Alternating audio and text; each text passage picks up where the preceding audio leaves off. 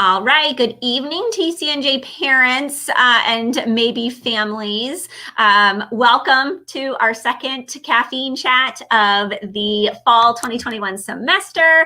My name is Lindsay Barnt. I'm the Director of Student Transitions here at the College of New Jersey, and I am joined, well, there's a lot of people who are joining us tonight, but my regular standing co-host, Susie Orecchio from the Vice President for Student Affairs office. Susie, if you want to say hello. Yes, hello everyone, and I apologize, I have a bit of a raspy voice just coming off of a cold, but in the tail end, so don't mind me. So welcome everyone. We're so excited that you're joining us. And Susie, what was your, so we always bring mugs with us, and I actually have tea in mine tonight. So that was a fun thing for any of my my parents from the last 2 years. Sometimes there was ice cream in there, but I actually have a cup of decaf. It's decaf because it's late, but I have in the shape of a little pumpkin. I made some cookies today. I was it's channeling my fall spirit. Susie, you had a mug today too, right? Who do you have on yours? I did. So I've got the decaf tea too with some honey, hoping to try to make this sound a little bit better. But yeah, this is our puppy. Oh my God. And Tina, did you bring a mug tonight or no? Oh, Diet Coke. Nice. I was going to do the tea thing, but I was like, it's probably feel like almost summer for like a hot minute left. So we'll go with a cold drink. I can appreciate that. Awesome. So by way of introduction, so we have a big agenda for everybody who's watching tonight. So I'll run through the order in which we're going to do things. And then I'm going to really turn it over to Tina. So we're going to do it essentially in 3 parts. So the first 20 minutes of the chat tonight, I'm going to turn it over to Tina Tormey, who's our Director of Residential Education here at the College of New Jersey. And when we were kind of planning out what we wanted to talk to y'all about tonight, week 4, week 5 into the semester, it's just really a nice way to step back and say, okay, let's remember who works in that space and who does what. What's the difference between a residence director and a community advisor versus a desk assistant? Talking a little bit about roommates. At this point, your student has been, so our new students, our new family, so first years and sophomores potentially who are new to campus, and maybe some of our new transfer students over the last 2 years, just potentially, any roommate conflicts, and talking a little bit about the process that we've done and what's been happening in the residence halls over the last couple of weeks since your student moved back to campus. And she's got, I'm sure, a couple of other hot topics. So I'm going to turn it over to her for the first 20 minutes. And then we're going to say see you later to her. And then we're going to bring on a couple of individuals from our dining services area of campus. And so they're going to talk a little bit and give some updates. Obviously, every institution across the country right now, I was just reading an article the other day, somebody forwarded me about Vanderbilt, but just lots of challenges right now in the supply chain, both for actual product as well as staffing concerns. Everything kind of is coming to a head here, with the fallout in terms of COVID and the continuing pandemic. So I am not, an expert in any of that space. So I said, hey, let's bring the experts on. So thanks to Susie. So she coordinated a few individuals who are going to come speak to you for kind of that second 20-minute block and answer some questions that you have. And then lastly, the last 20 minutes, just Susie and I, and we're going to chat about Parent and Family Day coming up on Saturday, and a host of other questions and potpourri things that you submitted in advance. Thanks again in advance for submitting those so that we could really just provide you the best content possible and make this, the most worthwhile hour of your time. So I have chatted. Oh, one more, I guess, housekeeping item before we start. And many of you have already said this. Hi, hello. Thank you so much for saying hi. So I know that we're not talking to nobody out there. So feel free, if you are logged in, you can submit questions immediately, in real time through the chat. If you're logged into your Gmail account, we had so many questions submitted that we're really going to go through. We're obviously not going to hit on all of them. There were many that were the same or just in the general ballpark for topics. So we're going to cover those, but I'll do my best to kind of get in there and answer any that are here in between in the live chat, but hopefully we'll be able to get to most of the topics. And then afterwards, we'll tell you who you can reach out to if your individual or specific question did get answered. So I think that's it for housekeeping. I am officially going to mute myself, and Tina, you are up. Good evening, everyone. Happy Sunday night. I hope you have better drinks than my Diet Coke in hand. But as I said, I'm Tina Tormey. I'm the Director of Residential Education. I've been at the College of New Jersey for almost 15 years now. And I'm just going to give a little refresher on some of the people that your students who live in the residence halls are interacting with. I know that there were a lot of questions related to COVID protocols, guests, Q&I, quarantine and isolation, roommate issues, which is very timely this part of the semester. And I believe there were also questions about packages and mail, which I'll get to. So just as a refresher, probably for most of you, our residence halls are staffed by live-in professional staff members that are called residence directors. And those are staff who live and they work in the halls. They participate in an overnight duty rotation in case there are emergencies that happen after business hours. And they've received a master's degree in something related to counseling or student development or higher education administration. We have one person who has a master's degree in, I believe, mediation, which is super helpful. So that is our professional staff. We also have, we're one of the largest employers of student staff on campus. We have desk assistants who are the hourly workers. They don't necessarily live in the residence halls, but they work at our front desk signing in guests at night and making sure that the people entering the halls at night are supposed to be there or allowed to be there. Or they work in our package center, distribution center, or our area offices. So that is that staff. And then we have our house assistants and community advisors and student managers of residential operations. They are all live-in undergraduate student staff members who are responsible for operations in the residence halls, managing the safety, and also making sure that there is community happening in the halls, responding to roommate issues, or helping students access resources if they're trying to figure out, I have this problem and I'm not really sure how to go about addressing it. Usually CAs are the ones that are referring students to resources, whether it's mental health services or tutoring. A lot of our students don't recognize that we have free tutoring services on campus. And I always say, if you are spending all of this money to go to TCNJ, please take advantage of those free resources while you have them. So things like that. I know there were a lot of questions related to roommates. This is the time of year where suddenly the shininess of living in the residence halls and making new friends kind of wears off a little bit, and people start realizing we have differences in the way that we like to live or the way that we prefer to communicate or interact. We have all of our students who have roommates or who share a space with other people.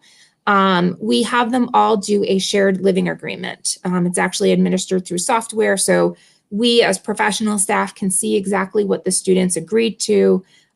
We review them, so if it looks like these are really broad expectations, it might not help a roommate pair be successful.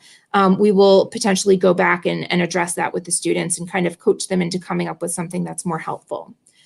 When there is a conflict between residents, there is a several step process to address that, depending upon the seriousness and how easy it is to resolve. But usually the first step is to work with the CA or the HA to reevaluate that roommate agreement and to figure out what's not working about it. Is it that someone is not abiding by what they agreed to do with the roommate conflict or roommate agreement? Is it because the roommate agreement is not getting at the problem that they're having? Or is it something else that's going on? That student staff member has been able to receive some training that helps them coach students on how to navigate that. Sometimes it's a little bit trickier and there are more complicated issues with the roommate agreement, or maybe the student staff is just really busy with a lot of different situations happening on the floor. During those situations, we'll have professional staff meet with the students and address the shared living agreement. It's actually very, very rare that there's a room change due to a room conflict. I think the number of room changes we do is probably less than 1% of our students who are living in housing. When we do a room change, it's usually because the roommate agreement just is not working. It's because either someone is not abiding by it or they just have very different patterns. So it's not uncommon, for example, sleeping and waking is a big one. It's not uncommon for students to be like, well, when I was in high school, I went to bed by 10 o'clock every night, maybe 10:30, and I was up by 7 o'clock every morning. That's going to be my college schedule. And then a few weeks into the semester, they realized, no, that is not my schedule because I don't have any morning classes. And 2 nights of the week, I have night classes and my schedule shifted. So I actually have a different sleep and wake schedule than I thought. Sometimes it just makes more sense to do a one-to-one room change, which is when the two students in the room that are having the conflict will find another pair in their community and one person will swap with another. This tends to work out really, really well if there is a situation where both residents do not want to leave the community. They've already made a lot of friends there. They still feel like their floor is at home. It's just that the roommate situation isn't working out. For the most part, those one-to-one room swaps actually really work. Other times that's not an option, or the student maybe does not feel super tied to that community and just wants a different option. And if so, then they'll work with our housing office to actually change rooms.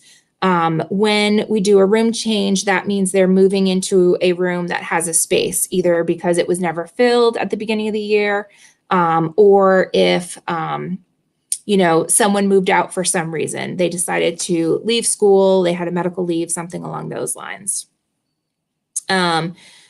Someone, I believe, had asked about singles. We do have a singles wait list running.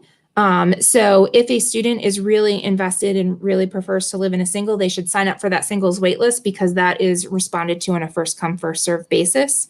I think we've said before, there are not a ton of singles in our first year area. Generally, first year students have really not wanted singles because they feel like it's isolating. They want the traditional living with a roommate experience, but they can still sign up for that wait list. And as we have rooms available, we will share that with them. And I'm sorry if I'm going through this really quickly. Y'all had tons of questions. There were questions about guest policies. We still have the protocol that the only guests allowed in our residence halls are other residential guests. That is due to the COVID restrictions. It's actually recommended by CDC, but encouraged strongly by the state of New Jersey that residence halls only be limited to residential students. So we're fortunate in that we don't have to be as strict as we were last year. Last year, we started off the semester with no guests allowed at all. And then they were allowed to have guests from within their building. Now they can have any other residential student as guests. Some folks asked questions about housing lottery. When do we sign up already? I am so impressed that you're thinking about that already, because I haven't even figured out what our family is doing for Thanksgiving. And it feels like that is right around the corner. But the housing lottery process usually starts at the end of the semester. We'll have tons of marketing. Our student staff will be sharing it. It'll be on digital signage in the halls. There'll be posters all over the place. That process starts at the end of the semester. Any first year or sophomore student, rising sophomore, who applies by the application deadline is guaranteed housing. And to date, actually, we have, I think for at least 5 years now, anyone who has applied for housing by the deadline, we have been able to honor and give them housing. So the timeline is usually as follows. They apply by late January, early February. And then we kind of figure out, based on the numbers who have applied and what year they are, where we are going to house each of our cohorts. And then from there, we give students a time slot that allows them to go and pick the room during their assigned time slot. So they do, I know they don't really get to choose their specific room during their first year, but for sophomore, junior, and senior year, they do get to choose a room. They get to pull in a roommate if they choose. Once we have that timeline set, we will be communicating that. We'll have info sessions. So we strongly recommend that students do the info sessions, or if we do YouTube videos, kind of walking people through the process. It's usually, it's a process that they're not used to. So we strongly encourage them to participate in the trainings and the workshops that we give for them. Someone asked about Campus Town. Campus Town is not part of resident housing. It is off-campus housing. So I don't know what their timeline is or what their process. You would have to go through the private vendor for that. And they also market pretty frequently on social media. There were questions about mail. We have been struggling with paper mail to remind students, if you get paper mail, you don't get a notification for that. You actually got to check your mailbox on a regular basis. So we have been doing a lot of reminders on that. The packages are a different story. Similar to what Lindsay said at the top of the session, there has been a challenge for us to even fill all of our positions, even our student staff positions, like the desk assistant position, which, you know, generally we have filled all of our positions by now, and we still have openings. It is obviously not for lack of having students, but I think that some of our students just feel like they have missed so much out on the social experience that things like employment, if they don't need to have a job, they're putting that on the back burner so they can just really experience college and do the social stuff and do the academic stuff and kind of just get resituated after a really long year and a half where things were really challenging. That said, we are still doing hiring. My staff have been doing interviews throughout the semester. Anytime we have a new applicant come up. In addition to that, we're also seeing increases in students ordering packages. So in the first month of the semester, with only 3,000 students living on campus, we have seen more packages come in this month than we did the first month of 2019 pre-pandemic. So we're trying some different strategies. Usually our mailrooms are open during set hours, and we will simultaneously be distributing packages as we're also logging packages in. When we're getting packages, we're getting hundreds of packages in one delivery in one day. So we are experimenting with just shutting down the picking up of packages for an hour so they can at least log and get packages ready to go out quicker. So we're still reevaluating if that's actually working. The other thing that a lot of people don't know is for USPS in particular, United States Postal Service, they deliver to a centralized mailroom on campus called Mailing and Receiving that's staffed by professional staff members. They usually take a day, 1 to 2 business days to process and get it to our package center where we can then log, send the communications, the emails to the students that their package is here, and shelve them and prepare for them to be picked up. So that can add a little bit of time versus, you know, you and I who are used to making an Amazon delivery and it's showing up, it's on our doorstep, and we have a photograph of it popping up on our phone like as soon as it happens, which I find very creepy and helpful all at the same time. Because I know my online ordering has also increased due to COVID as well. So hopefully within the next couple of weeks, we will have done some more hiring, and the way that we're shutting down temporarily the mailroom to process packages a little bit more quickly should hopefully help that. The other question that came up a lot is, why is there not a cost differential for students living in housing according to the type of housing that they live in? This is actually something that the college has not done in a very long time. And the reason why we had not done it is because we house our students by cohort, and we strongly believe that seniors should live in housing that is senior appropriate. So it gives them more independence. It allows them kitchens and shared bathrooms. First year students often struggle with the roommate situation. To put first year students potentially in apartments where they have to navigate cooking and cleaning and bathrooms and stocking toilet paper probably is a little bit too aggressive for what they're ready for developmentally. So we had decided a long time ago, we did not want to financially penalize students simply for being more mature and being more capable of living in a more independent living environment. A few years ago, we did reevaluate that, and we were looking at doing housing differentials to allow students who are in buildings that don't have private bathrooms and don't have air conditioning pay less, and then students who did have air conditioning and private bathrooms and kitchens would pay more.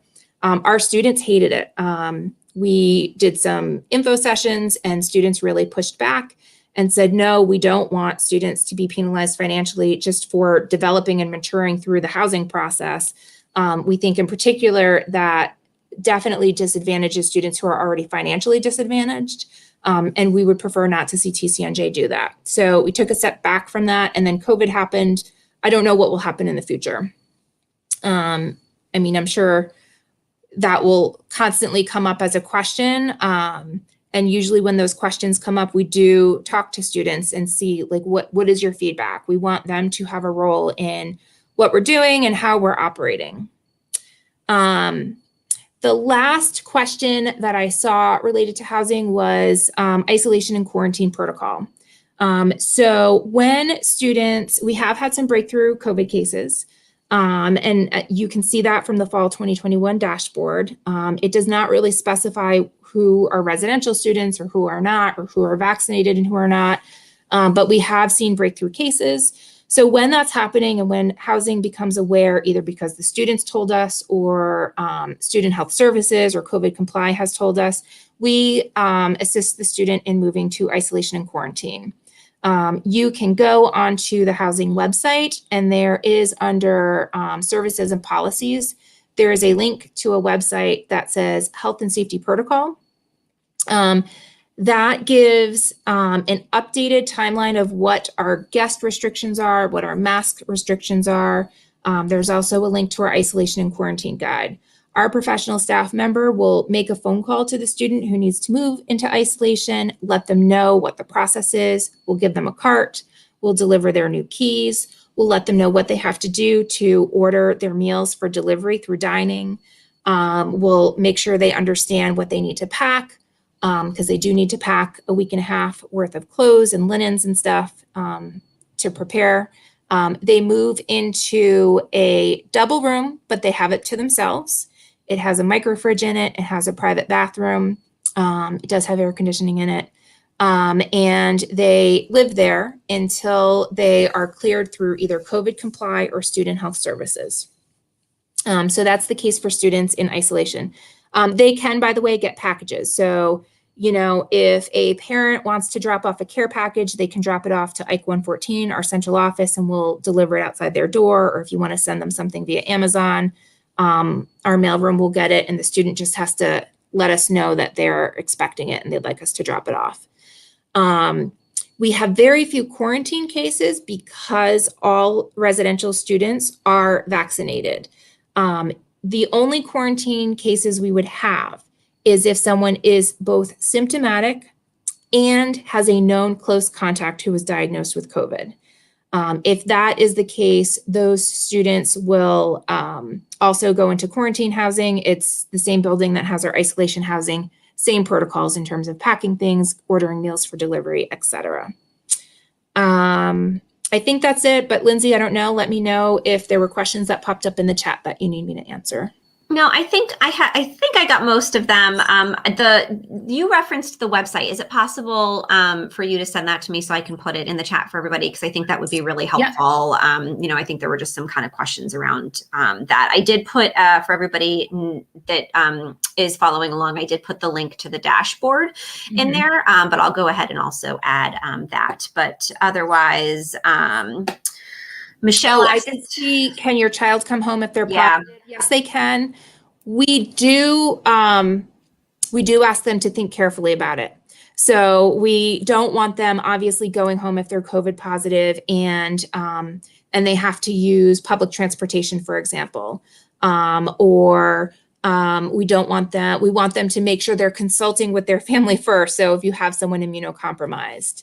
Someone else asked if COVID results are pending and the student is red, they can stay in their building. We just ask that they mask up, just like we would do with anyone who is exhibiting COVID-like symptoms, which is basically any virus or flu or cold, which everyone's getting. You know, we ask that they wear a mask until their symptoms go away and or they test negative for COVID.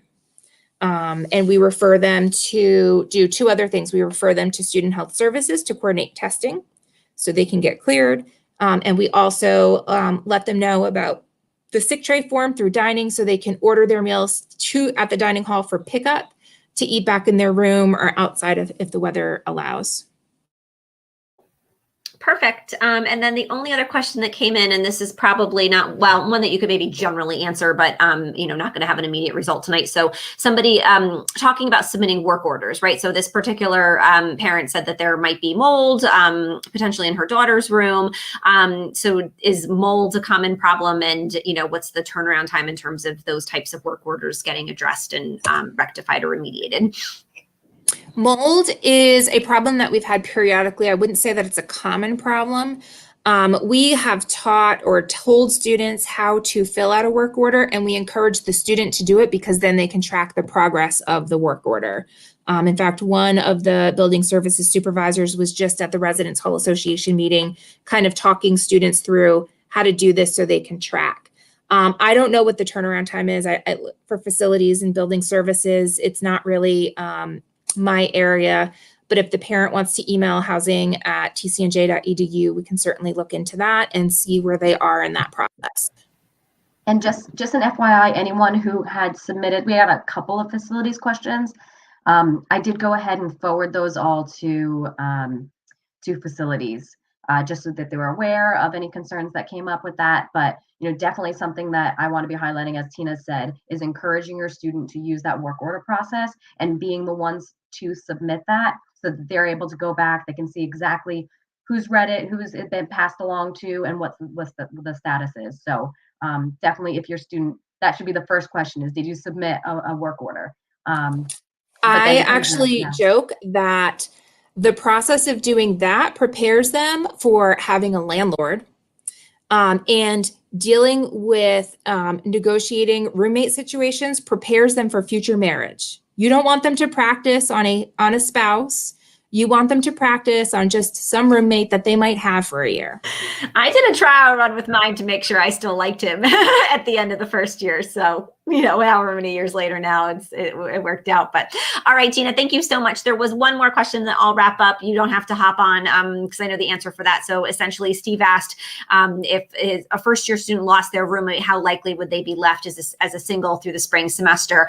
So what will happen for us, we bring in usually between 100 and 125 new students in the spring semester every year. And it is predominantly incoming transfer students, although we do have a handful, usually about a dozen or two first-year students. So they will get placed into the appropriate, if they're interested in housing, they go through the same application process that all of you went through, your student went through in terms of applying for housing, and we will pair them up. So it all depends. So to answer your question, it all depends, right? If we have a handful of male first-year students that come in, that's an appropriate combination, to pair up. That student may have a new roommate for the spring semester, most definitely.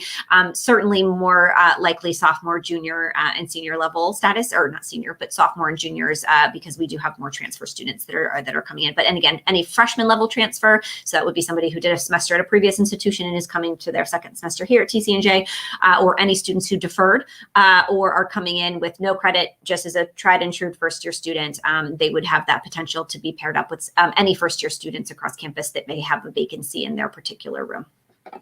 And then Jasmine, really quickly about the meal plan and points. I'm going to say bye to Tina. Everybody, bye, Tina. Thank you. Appreciate you. And then I'm going to bring in our dining folks. We can cover that with some of the other questions when we bring them on. So let me add. Let's fingers crossed that I do this right. Oh, bye, Tina. Sorry, forgot to add you. Okay, so Ray, Keith, and Ron. Can you all? Okay. Oh, big party in here. All right, beautiful. Hi, everyone. Okay, so our dining super team is here, and now we're going to shift gears for those of you who joined us a little bit late. So Tina kind of covered some of our, resident housing related questions in her area, and now I'm going to turn it over and field some questions here pertaining to dining services. So I believe that Keith is going to start us off with a general overview, correct? Yes, please. Off you go. Thanks. Good evening, everybody. Hope you're doing well this Sunday evening. Want to start by just leading off. It is our intention to always provide an outstanding dining experiences for everybody in the TCNJ community. We realize there's been concerns this year, and we have been faced with the biggest staffing challenge that we have seen in decades in specifically this industry. And I think everybody's seen it throughout the area and the country and aware of it. We have been working, recruiting, advertising, and trying to hire since June. and have over the last week or two seen some uptick in new applicants, and are still not letting off the gas. We are doing, as I say, everything we can. We have ads on multiple locations, websites, socials. We put out flyers and posters. We have sign-on bonuses and referral bonuses for our employees. We have regular job fairs. We're doing virtual interviews whenever it is helpful to get somebody interviewed quickly. We're working with 9 different temporary labor agencies to try and get help from them, and are starting to see some progress on that for the first time. Expecting some people from them as early as tomorrow that should help us with our staffing. It's all I can say else is it's been a challenge, and we're continuing to work on that.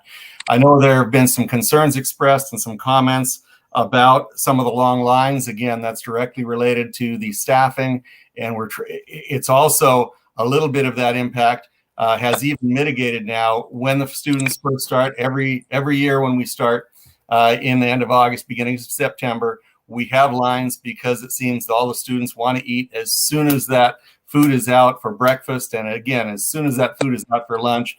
And after a little time, they get a little more comfortable with their schedule. They realize they have time to eat before they get to the next class, and they find some other locations besides ICOF Hall on the campus where they can grab a snack. So it's not, or a meal, not always there at ICOF Hall the minute they get out of classes, and that's helped quite a bit. And I think we've been moving the lines more quickly and had nowhere near as long of lines as we've had in the past. And again, they're moving a lot quicker. There's been some concern expressed about portioning and running out of food. We have not intentionally or with any direct done anything to try and limit portions or reduce portions. As we have been working with and training our employees and retraining our employees, we have found a few that have said, well, I thought it would be helpful if I did, and we've backed them off that. Do not, if somebody wants more, let's give them more. Let's get everybody fed as well as we can. Again, we come to a little bit of a challenge with our staffing shortage, and there have been some slight gaps when we finish one pan of food or we finish one set of pizzas out of the oven while we're waiting for the next set of pizzas. And so there may be a few minutes while we're waiting for more food up there, but we're not running out of food. Even though we've had a number of disruptions in our supply chain, we've had orders canceled and some things like that have caused us to have to change menus on the fly and modify some things that we thought we were going to be able to serve and serve something else in its place. We have not run out of food. The staffing, again, is tight. We have had some occasions where we've had a number of people call in, and for a shift or here and there, we've had to not open a specific station, like the walk, for example. It's not intentional. It's not something we want to do. And as soon as we have staffing, hopefully even on the next shift, we've got that station open and producing food and as an option out there for everybody. As far as customer service, the employees that we do have, again, we want to provide the best experience that we can for the students. The customer service side of it, unfortunately, a lot of our employees are getting tired, worn out. Most of them are working double shifts and or extra days, some of them even 7 days. And we try and keep an eye on them and help to guide them and help to say, you know what, I know you want to put it in and I know you want to do it, but I can see you're wearing out. We need to give you a little bit of a break so you can feel better and feel refreshed. Unfortunately, sometimes they get tired and something slips. Again, it's something we try to constantly remind them of and keep an eye on. And again, we want to give the best service we can, and we're trying to support them everywhere we can. Ron, what did I miss? You did it. You did a great job. We are really trying really hard to give the best service to our students. We are all out there on a daily basis for all of our meals, helping along, queuing people in line, making sure they get in as quick as possible. In some cases, put out some food that was a little easier for them to grab, like pre-made sandwiches and items like that, so they won't have to wait online. But otherwise, I've seen a big difference in the last week and a half or 2 weeks. and we're getting more employees in, which has been fantastic. And I think we're moving towards something very positive. Keith, you may want to mention the My D text. Is something new that we're doing, so students could be in touch with us quickly if they need something, if they have an issue, if there's a problem. It's something that comes to our phones immediately, and we can respond back to them. So we've got some good attention towards that lately. So that's something recently we've done, with marketing to help, along with the process. Thanks, Ron. Yeah, Yes. Appreciate that reminder.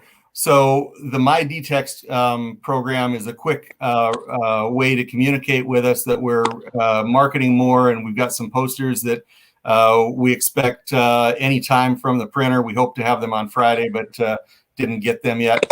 That we'll have posted in the dining hall that tells the students, hey, if you have a question, if you have a concern, if you need some help, whatever, there's a manager that's on duty, usually multiple managers as well as supervisors, and either ask the cashier to grab one, or we'll have a number there through our My D-Text program that they can text immediately, and we'll have Ron's cell number there that they can also text immediately, and we will, if not in person, we will at least get to them and say, hey, here's what we can do, and we'll get somebody there to help them and make sure that they're taken care of. So thank you, Keith and Ron. I'd like to add a few pieces as well. As Keith mentioned earlier, just reminding everyone that typically when semester starts up, and this year is even more unique coming off of last year not having a lot of students on campus, students tend to head to the resident dining hall, which is ICOF. So ICOF is extremely busy. So we encourage students, as they've been on campus this is the 4th week now, to continue to explore some of the other locations on campus, like the student food court and TW. You may find that the lines are much shorter certain periods of time there.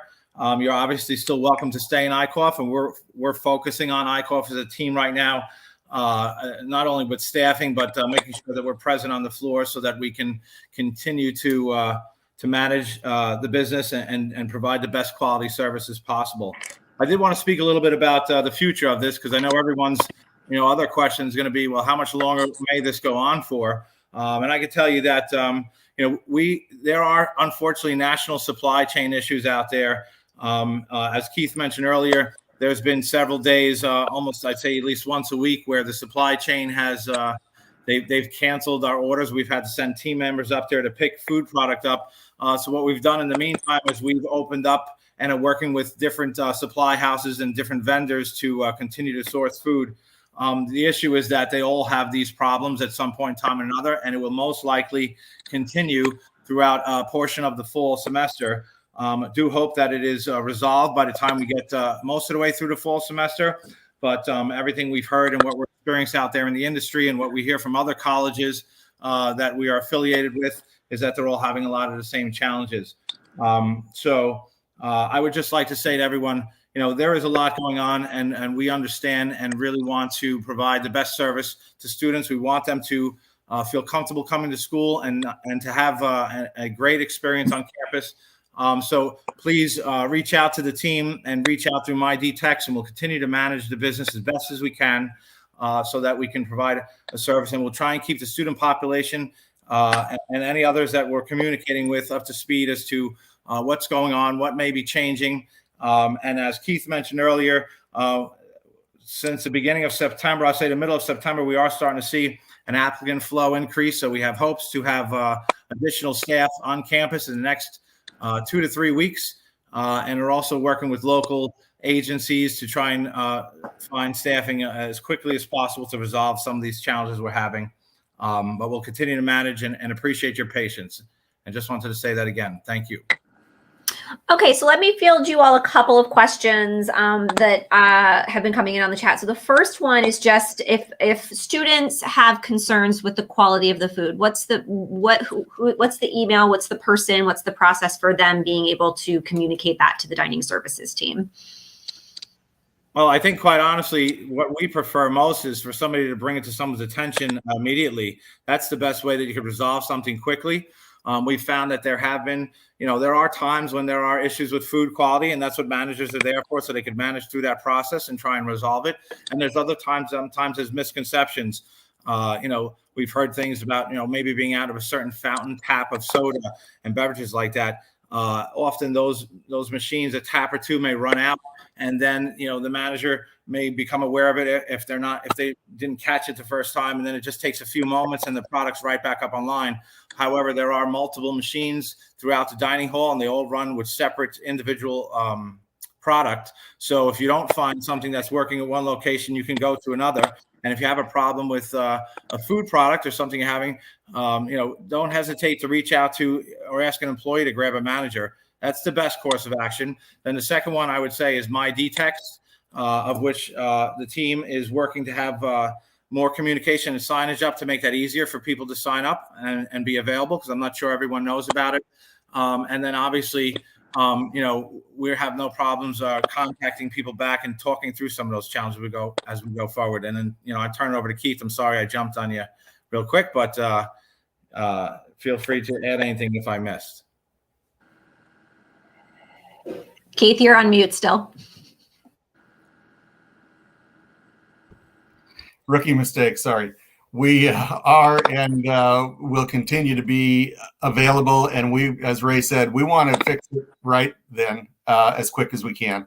And it's a lot quicker and smoother if we can catch it and get it corrected and look at how we can prevent it from happening again. So quick responses as we can.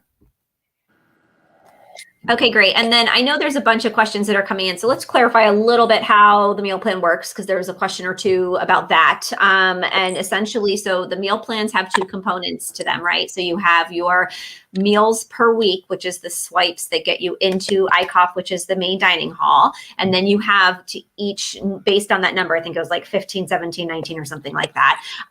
With each kind of plan, there were 3 of them. And again, this was actually, so this was for underclass students, so first years and sophomores. Then you would have a certain number of points that were attached to it. So 1 point equals $1. And you are able to use that money to go to other eateries and on-campus dining options that are across campus. So they're kind of 2 different components to each meal plan there.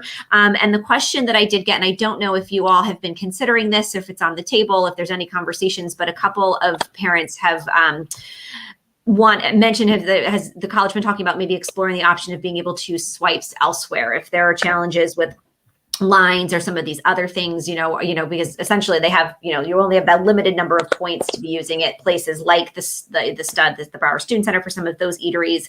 But has there been any conversation about swipes and what that could potentially look like, just to kind of alleviate? So I'll say that the meal plans, there's a 10, 15, and 19, and those are swipes depending on how you choose a plan, depending on how often you think you may want to participate in the resident dining program. The resident dining program is designed to have full nutrition and balance, so that you could find certain foods that you like and have and manage a certain type of diet or style of living.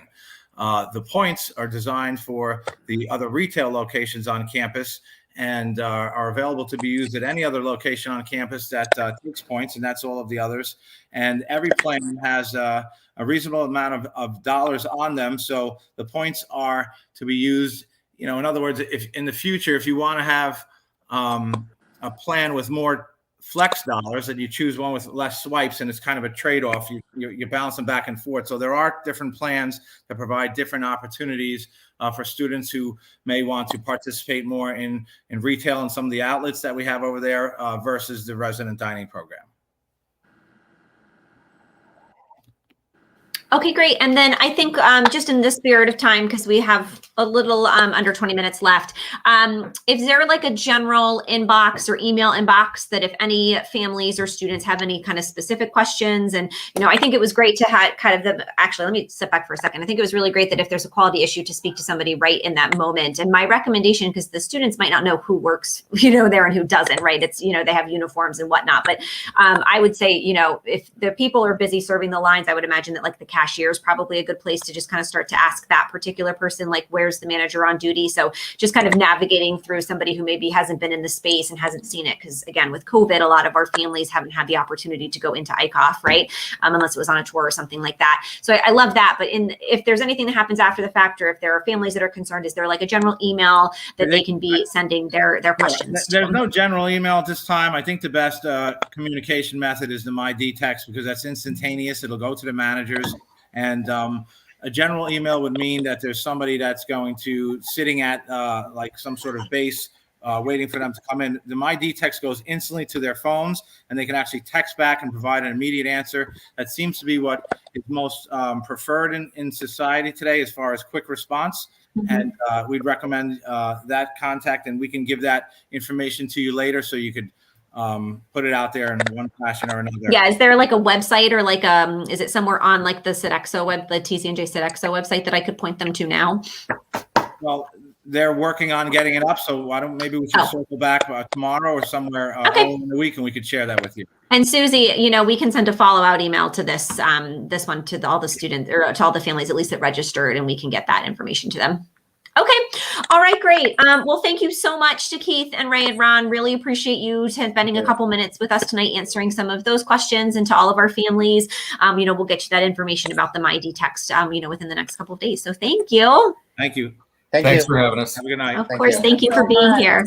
Okay. And now let me make sure I don't totally mess this up.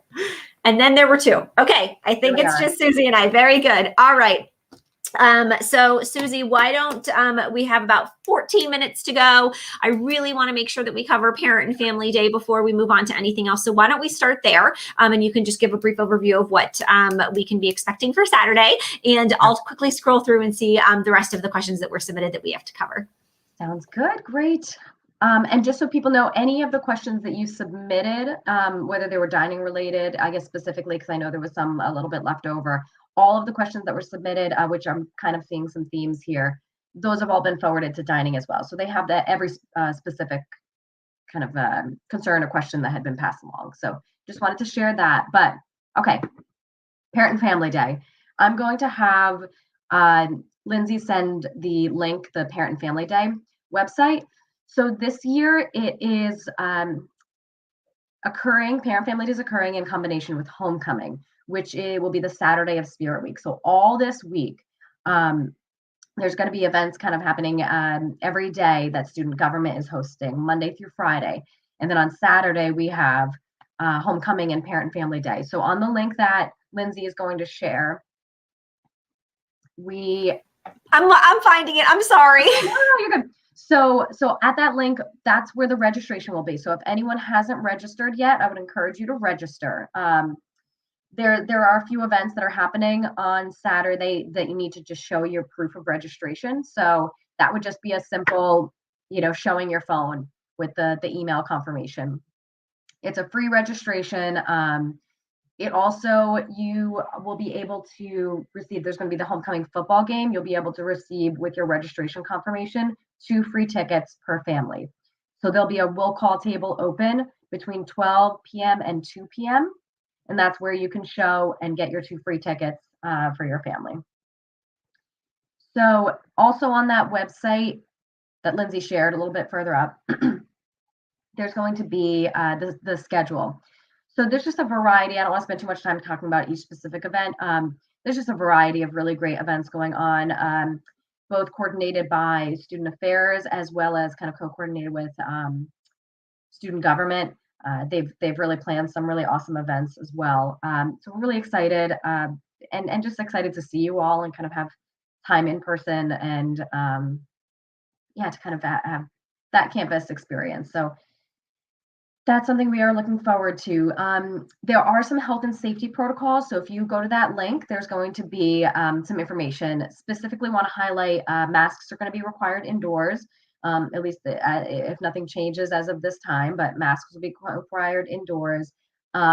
Outdoors, we are asking for people to mask if you're not able to social distance. And there is a self-help check on there, which is just a list of questions.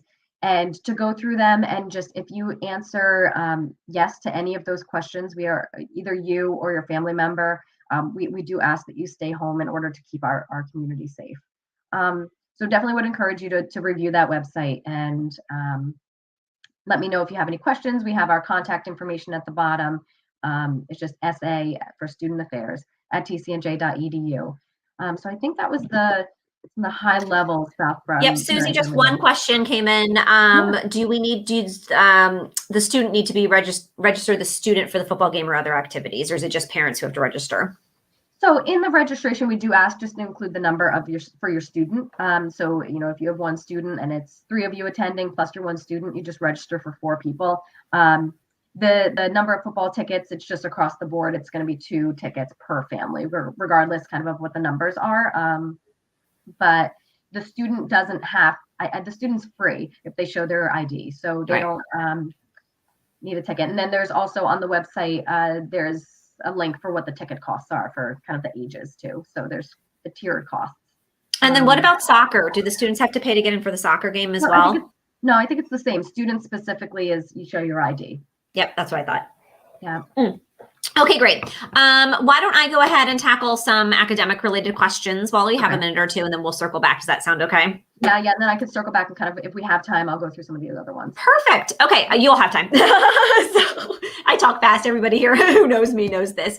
Actually, Susie, one more quick question before I move forward. So 2 more questions came in that I think before we move off Parent Family Day. One, parking information, is that included somewhere in the registration form or on the website? So that's right on the website. If you see that sidebar on the right-hand side where registration, health and safety lists, there's parking there too. Parking lots will be open. It says specific ones to park in. Perfect. And that's like usually lots 5, 6, 7, the commuter lots, right? Yeah. So we're doing like 4, 5, 6, 7 is the big deck. So those are the ones I'd encourage you. And we're going to have campus police kind of directing people too. So perfect. And then the other question was, can they change the reservation if they wanted to log back into? Do they resubmit the form altogether, or will the form come back up and they'll be able to make modifications? So you should be able to go into that registration confirmation, and we allowed it so that you can go in and change your registration. So you should be able to do that. If for some reason you're not able to, if it's something where it's just an additional person, like don't worry about it. Yeah. If it's a significantly, if you're adding 6 I get to that point in orientation too. It's like 2 days before orientation and somebody's like, hey, can I bring my mom? And I'm like, I don't care. It's fine. One person here and there's not going to make a big difference. You should be able to edit it if it's something significant. You can also feel free to cancel if something comes up and you want to just cancel your registration. You can do that too. But yeah, if it's like an extra person, don't worry about it. Yeah. It's so funny that some of these parents are like, I forgot my kid when I was registered. No, don't worry about it. You don't have to. No worries. It's all good. And then just another question about eating. So I'm pretty sure that not much is open on campus. So it's really Campus Town are the options. So actually, we work with dining services to have a number of locations open. So ICOF will be open. Traditions will be, the to-go window will be open, and Fresh Pride Cafe will be open. So that should be on the website. If you scroll down on the schedule, it'll have the open dining venues. Along with that, there are Campus Town locations that will be open if you wanted to check any of those out. There'll be a concession stand at the homecoming, inside of the homecoming football game. So there are a few options that you'll have on campus. Oh, that's great. Did not know that. So thank you. All right. So let's switch a little bit to academics. There were a couple of questions that came up, and that makes perfect sense because we're in late September, right? So a couple weeks into the semester, for our first years and our new transfer students, obviously they're hopefully kind of trying to navigate. And even for the sophomores, and if I have some families that are here, who have upper class students and juniors, just navigating a new semester. And this one was wildly different for everybody because it was the first semester that we were in person in a year and a half. So very reasonable. This is a big time. We're coming into the start of midterm exams. So this will vary greatly depending on where your student is in the academic school and their particular program of study. Some students will have all their midterms done prior to fall break. Some students will have none of their midterms before fall break, and all of them will happen after. And then some might split and have a difference in the middle. Some of them might have actual sit-down exams. Some of them, it just might be papers, right? So it all really depends on where your student is, but this can be a very stressful time for them. So, feel free to check in on them and see how they are doing. Just a quick reminder about a few things. One, there is an academic calendar. We did have a few questions about that. If you are not familiar with the academic calendar, it's just a really helpful thing to have bookmarked on your, any type of browser that you have, just so that you can kind of follow along and touch base. The other thing there is that it will also list, and I don't have it off the top of my head, the mid-year progress report. So just as a reminder for some of my families, all of the faculty members after the mid-year, usually after the midterms, will submit what's called a mid-year progress report. It is a beautiful color system, stoplight system, right? So green, yellow, red. Green is, hey, your student's good to go and they're doing well, and keep on doing the hard work. The yellow is doing okay, but we might need to kind of just touch base about one or two of these things over here to make sure that you're finishing the semester strong for the second half of the semester. And then the red is like, okay, this would be my chemistry 112 professor, my first year at Penn State, fall semester. He or she, if there were progress reports there, would have been like, okay, we got to have Lindsay, you got to come and have a seat. We got to be talking about what's going on here because you failed your first midterm and things are not looking so hot. So hopefully none of your students are in that late category, but they will have the opportunity to go into pause and to see that. And typically, and again, the academic calendar will show when those are posted. I believe it's mid to late October. So just as a heads up for you to know that that's coming. Obviously, FERPA, if you get to, oh yeah, that's a good question, Michael. How do you see the progress report? So this ties into FERPA, right? Federal Education Rights and Privacy Act. You only get to see it if your student said that you get to see it, right? So they get to make that decision. And that's a conversation you can have with them. We talk a little bit about this with our new families that are coming in every year, but essentially there's one of four, your student can designate you to be an authorized user or an auxiliary access, I think is what we call it. And they can let you see one of kind of four, they can let you check off which of these four options you'll get to see. It's like 99% will check off that you can pay the bill for them. How thoughtful. And I think it's like a little less than 3% will say that you can see their grades, including the mid-year progress report. So that will all depend on your student. And that's a conversation that you all can have at your dining room table or over the phone. What Frank Cooper, who runs our Office of Records and Registration, he always tells news families, and I really like to reiterate this whenever possible, is that just because you may not have access to see it doesn't mean that you can't call the Office of Records and Registration and ask them questions about the process, right? You can ask them questions about the academic calendar. You can get a sense of, communication or things that your student can anticipate. Those all general questions that are not specific to your student and their particular grades. The Office of Records and Registration would absolutely love to help answer those for you, right? So just a heads up that it's tough because they're so friendly and they're so welcoming and they want you to come in and answer those questions. But if you call and say, well, is Johnny Rose, passing English, they're not going to be able to say yes or no about that. Right. And so it's a little bit of kind of the both wheelhouses on that piece. That you've got really good support with that office, but that is going to be a conversation that you have with your student.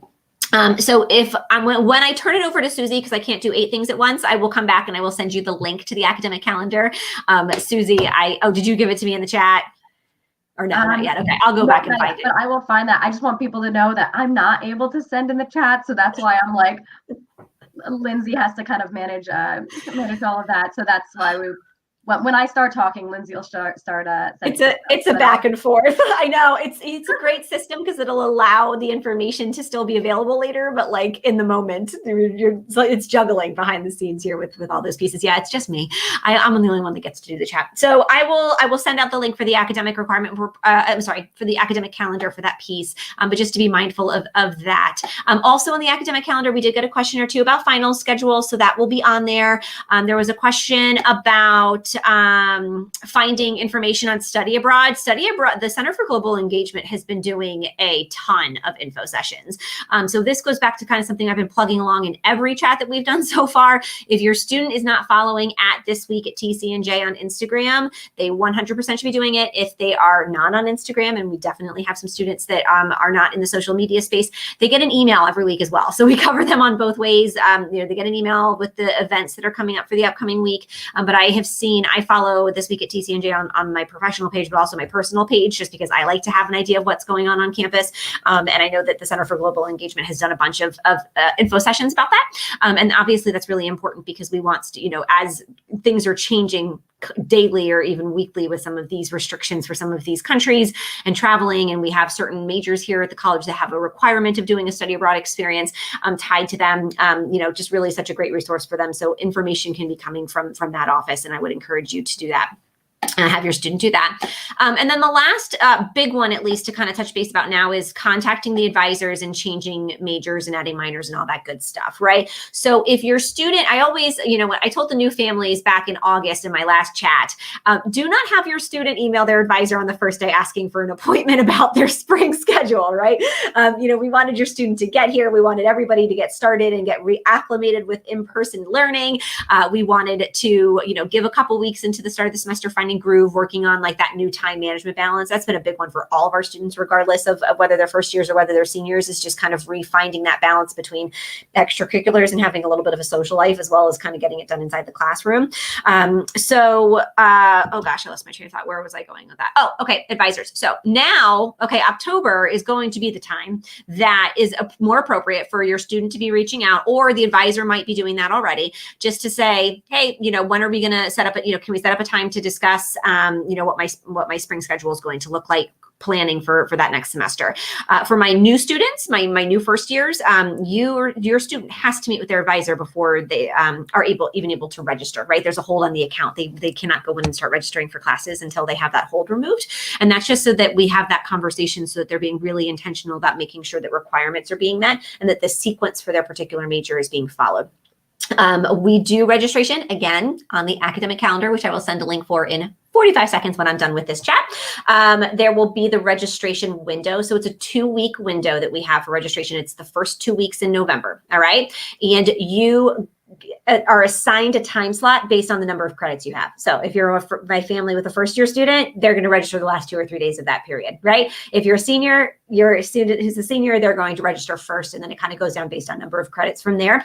So really what happens in October, in addition to midterms and in addition to those pieces, is that meeting with the advisor to kind of talk about where they're going. That is the appropriate time to have conversations about, okay, I think I might want to be thinking about this minor. How do I start building that into my schedule? Is there an opportunity, within my major requirements to start an intro class in that minor to see if I really like it? What are those pieces? Who do I talk to, right? To explore the potential of a minor. So that's really kind of that first conversation for your student, and that to be having with their faculty advisor about that piece. I think just to kind of case in point, just to keep in mind, all the faculty advisors are faculty advisors. So they're also doing midterms and all sorts of other things. So, just being mindful, I think everybody's really just trying to pass around as much grace as possible, I feel like, these days. So hopefully that answered some of the questions. Let me just go back. You know what? Let me just really quickly, Susie, see if there were any small things. Provisional students, they're the last to go. So Kat, great question about the provisional students. I think they just go at the same time as the first years, but I don't know 100%. Actually, no, you know what? I said that, and I think I'm wrong. I think that if they should email Gina Morano, because I'm pretty sure she helps with the pre-registration process for them, since they'll be matriculating into their new major. So there's a little bit more handholding, I believe, for the provisional cohort, just because we want to make sure they're matriculating and receiving the right number of the right sequence of classes for their matriculated major, their new major in the spring semester. And I do believe that there's a little bit more assisted support from Gina in her role as the advisor. So I would say any questions that your student has about that should go to her, and I'm sure more information is going to be coming from her anyway in the next couple of weeks about that process for them. So I'll circle back there. So I'm going to just double check and see if there's anything else. Susie, we have a couple minutes. You know what? If you're okay staying on for a few extra minutes, I'm okay staying on. Yeah. I know that we're right at 9 o'clock. So if you have to, parents, if you have to leave us, thank you so much for joining us. I know that this was like a completely robust and full hour of information, and I know that we didn't get to everything, but we really appreciate you logging on, spending some time with us. And Susie and I will stick around for a few more of these questions. If you can stick around, but if not, you can check the video recording later. But I hope that, you all are staying healthy, and thank you so much. So I'll say that in case you're leaving us. And then Susie, I'll turn it back over to you to tackle. I think we wanted to really quickly talk about mental health services real quick, right? And just resources. And I answered a question in the chat about, that they go to OWL to request the consultation for services. So I know we had that question come up, but I feel like you've got a couple of others as well that you can tips that you can share. So I'm going to try to be as efficient as you and be plowing through some of these questions. The one, just making sure I saw a rain date question about parent and family day. No, there's not a rain date. We're going to have rain locations. And then the athletic games go by their own standard in terms of what the threshold is for them to need to cancel a game during severe weather. Okay, where to find COVID? There were some questions about COVID cases, communication with COVID cases, and testing and protocols and things like that. If you Google, either Lindsay can send this in the chat, or you just Google fall 2021 TCNJ. There is specifically a fall 2021 COVID-related TCNJ website that has a ton of information. Health and wellness tab on the right-hand side gives you a breakdown of everything. So would highly recommend any questions related to COVID that came up. That's where the dashboard is. You can find most, if not all, of your questions on there.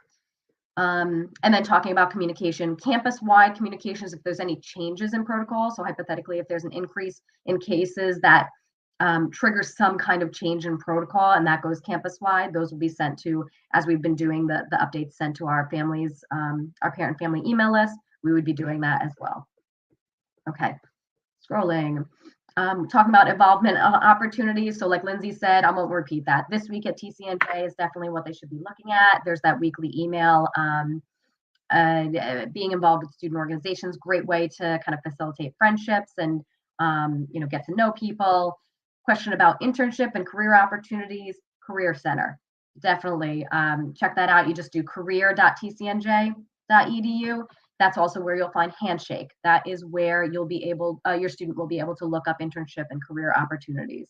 Yeah, and I'll just jump in real quick. I'll throw the career site on there, but they are hosting 4 job fairs, all virtual this semester. And what they did, it's a bit different than we've done it in previous years, is that they're all tied to specific sectors or fields. So I'll post the link there because I think that, they've been getting the word out, but they have done an unbelievable amount of work to provide this opportunity for students.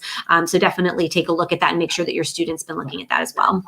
And I think we might be halfway through them. I think there were a couple that might have occurred already, but if for some reason they've passed, then definitely keep an eye out. There's also opportunities fair in the spring as well. Okay, mental health resources. So first and foremost, whether mental health concern or a medical health concern, if it is an emergency, your student should call 911, or they should have campus police number. It's just I'll say it slow, 609-771-2345. So they can save that number in their phone, but if they call 911, that's going to be, I believe, directed locally, so they'll be able to manage that. So emergency, call 911.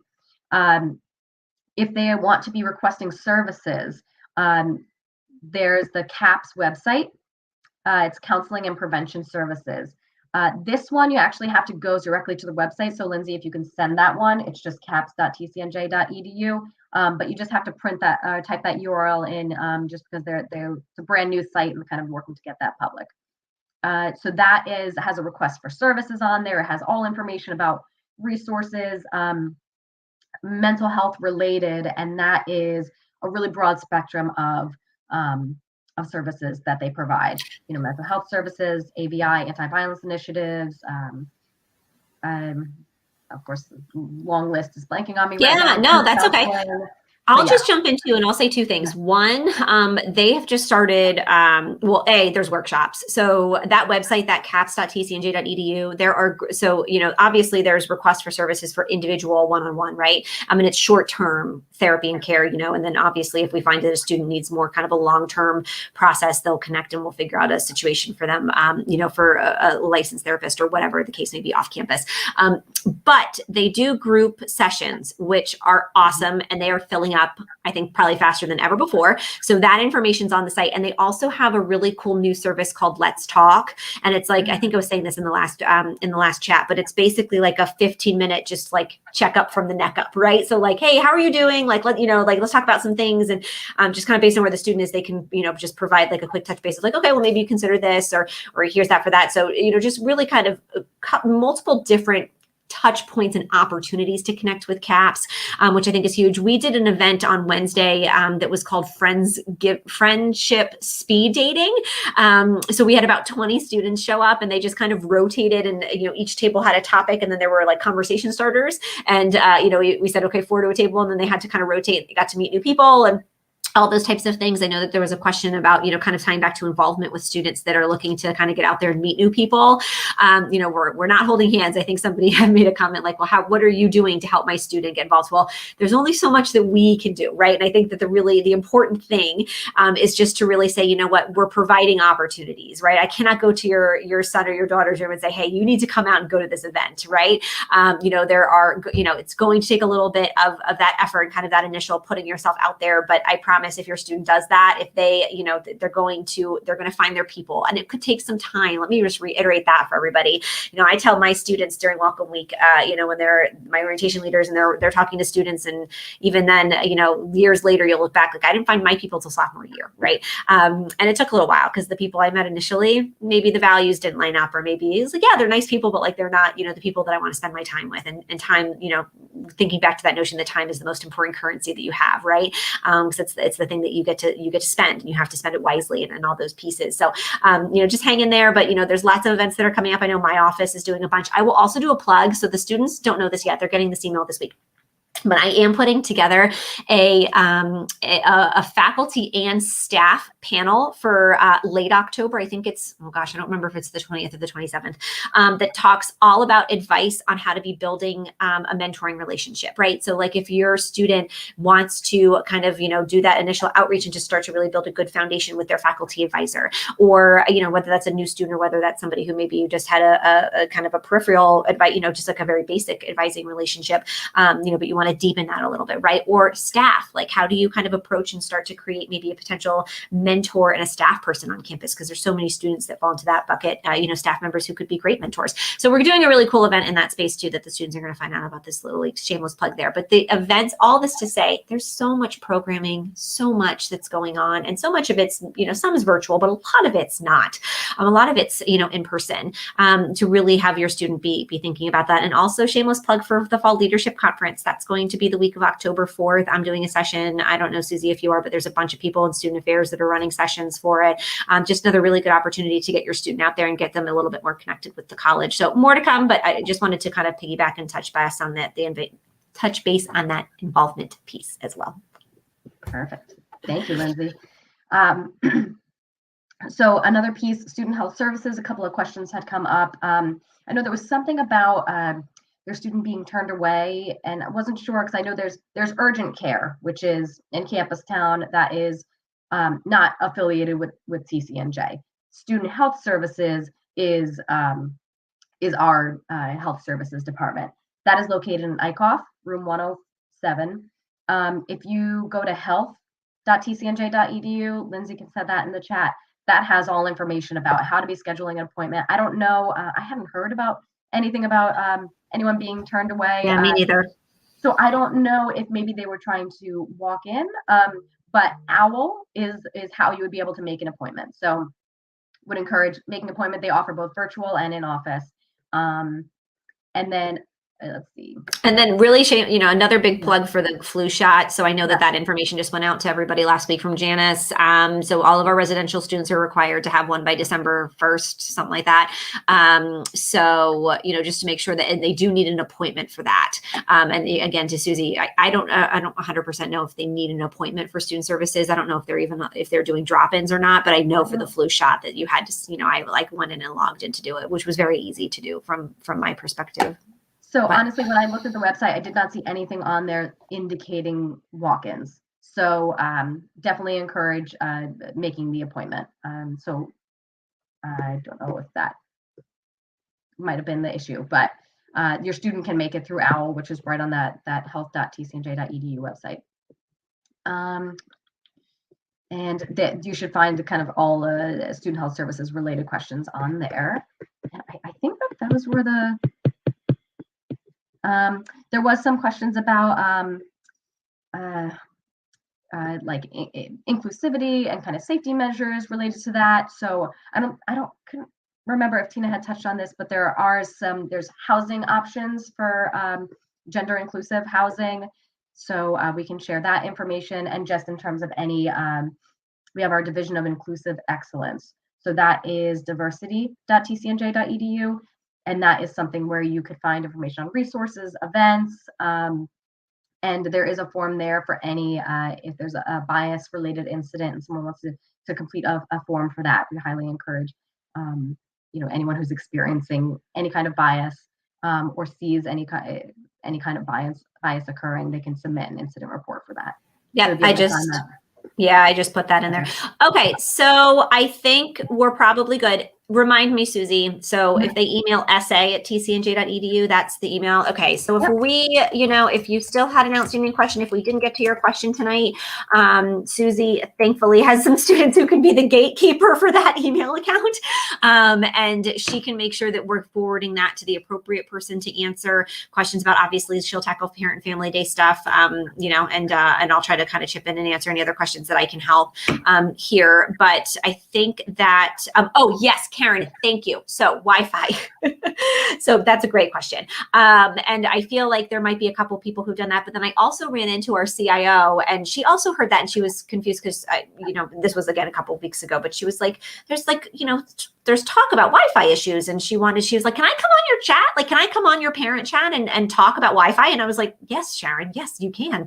Of course you can. And then we had a million people on tonight. So she didn't come on tonight, but we'll see if there's a way that we can have her. I think our next one is in a couple of weeks, right, Susie? It's like mid-October. October 17th, I believe.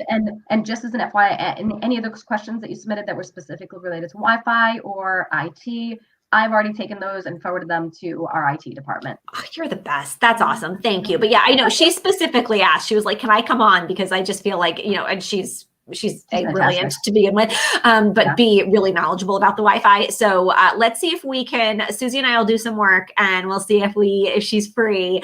Sunday nights, it can be a bit hit or miss, but we'll see if she's around and if she's around, she will absolutely come on, but we'll see if she, doesn't have a conflict. One more. There was a question about disabilities and reasonable accommodations. So that's ARC, our Accessibility Resource Center. So it's arc.tcnj.edu. And by the way, just a little cheat, 99.7% of the time, you'll be able to just Google the name of the department with TCNJ. Like if you, or reasonable accommodations, TCNJ, ARC would come up. Yeah. And they're going to be both housing accommodations at this point probably isn't going to be, maybe they get some late ones, but it's most, they handle both housing and then the academic accommodations as well. So if your student needs to get connected to them, I actually just put the email in there, but it's just change out the @ with the dot and then you've got their website as well. So, all right. Thank you everyone for hanging in with us. We really appreciate you. Hope that you have a great rest of your evening. And again, just that general email essay@tcnj.edu, the essay stands for Student Affairs. We're here and we're just here to support you and support your student. Thanks so much for joining us. And we will see you in a couple weeks, hopefully, and more to come on that. So take care. Thank you all for coming. Have a great evening.